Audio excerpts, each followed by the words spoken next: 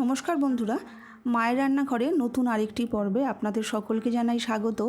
আজ শেয়ার করব একটি ট্যাংরা মাছের ঝোলের রেসিপি। বেগুন দিয়ে একদম কম তেল মশলা দিয়ে আজকে এই রেসিপিটি আমি তৈরি করেছি। আশা করি আপনাদের সকলের ভীষণ ভালো লাগবে।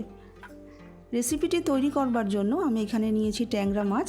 প্রথমেই আমি ট্যাংরা মাছগুলোকে সামান্য নুন, হলুদ আর একটু সর্ষের তেল মাখিয়ে নেব। আমরা সকলেই জানি যে আঁশবিহীন মাছে কিন্তু একটু সর্ষের তেল মাখালে ভাজার সময় একটু কম ফাটে। এটাকে আমি সব কিছু মাখিয়ে নিয়ে 5 মিনিট একটু রেখে দেব। হাতের সময় থাকলে আরেকটু বেশি সময়ও আপনারা রাখতে পারেন। আমি এবার সমস্ত মাছগুলোকে ভালো করে নুন হলুদ মাখিয়ে নিয়েছি। এবার একটা বাসনে 1 গ্লাস মতন জল দিয়েছি আর দুটো মিডিয়াম সাইজের টমেটো নিয়েছি। টমেটোগুলোকে একটু কেটে দিয়েছি আর শুকনো লঙ্কা 4টে আর দুটো কাঁচা লঙ্কা এখানে দিয়ে এবার ঢাকনাটাকে বন্ধ করে দিয়ে 5 মিনিট মতন হাই ফ্লেমে একটু সেদ্ধ করে নেব। 5 মিনিট বাদ আমি ঢাকনাটাকে খুলে দিচ্ছি। এবার টমেটোর যে ওপরের খোসাটা আছে এটাকে আমি ফেলে দেব।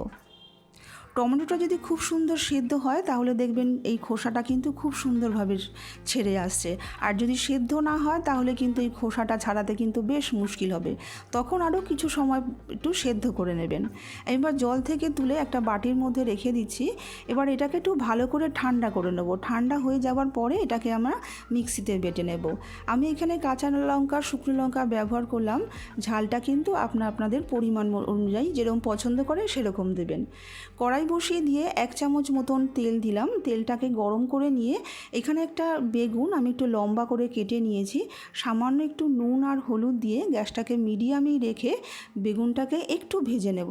তবে খুব লালচে করে ভাজবো না, একটু যখন কালার চলে আসবে তখন আমি বেগুনগুলোকে তুলে নেব। দেখুন আর ভাজছি না, আমি এবার বেগুনগুলোকে তুলে একটা বাটির মধ্যে রেখে দিচ্ছি। বেগুনটা ভাজতে ভাজতেই কিন্তু বেগুনটা অনেকটাই সেদ্ধ হয়ে যায়, সেহেতু ঝোলের যখন আমরা দেব বেগুনটা কিন্তু আমরা পরেই ব্যবহার করব। এবার ওই কড়াইয়ের মধ্যে দিয়ে দিলাম 4 থেকে 5 টেবিল চামচ মতন তেল। তেলের মধ্যে দিয়ে দিলাম সামান্য একটু নুন। এবার তেলটা খুব ভালো করে কড়াইয়ের গায়ে মাখিয়ে নেব। তেলটা কিন্তু অবশ্যই খুব ভালো করে একটু গরম করে নিতে হবে, তাহলে কিন্তু মাছগুলো যখন আমরা ভাজবো ওল্টানোর সময় কোনো আর অসুবিধা হবে না। আর যেহেতু সামান্য একটু নুন দিয়েছি, মাছ ভাজার সময় কিন্তু ওল্টাতে একদমই সমস্যা হবে না। দেখুন একটা পিঠ হয়ে গেলে আর একটা পিঠও আমি উল্টে দিচ্ছি। মাছগুলোকে আমি খুব কড়া করে ভাজছি না, একটু কমভাবেই আমি ভেজে নিচ্ছি।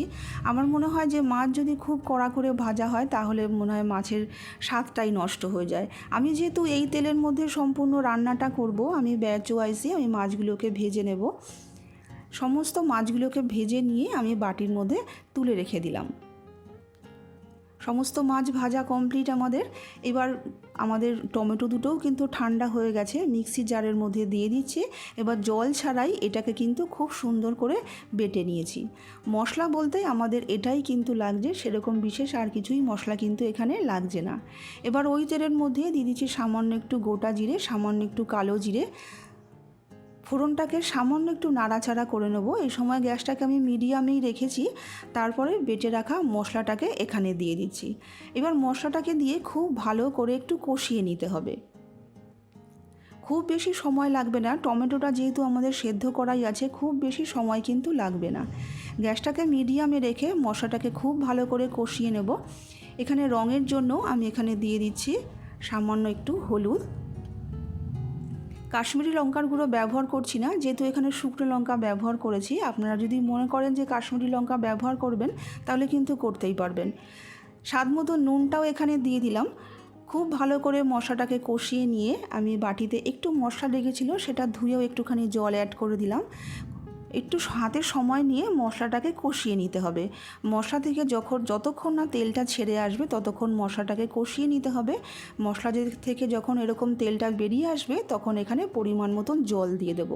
আপনারা যতটা ঝোল রাখতে পছন্দ করে সেই তুলনায় সেই পরিমাণে জলটা দেবেন। আমি এখানে 1 গ্লাস মতন জল দিয়ে দিচ্ছি। এবার ঝোলটাকে আমি ফুটতে দেব। মিনিট 5 একটু ঝোলটাকে ফুটিয়ে নেব।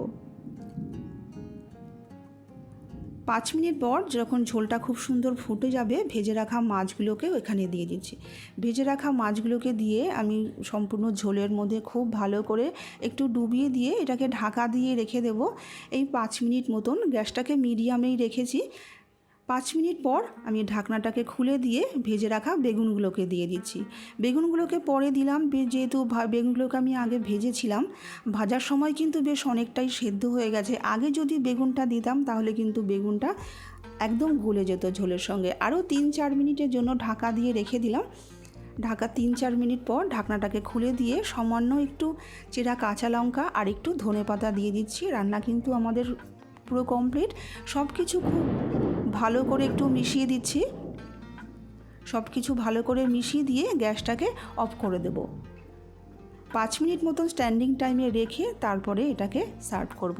তৈরি হয়ে গেল আমাদের একদম কম তেল মশলা দিয়ে ট্যাংরা মাছের ঝোল। গরম গরম ভাতের সঙ্গে এটাকে সার্ভ করুন।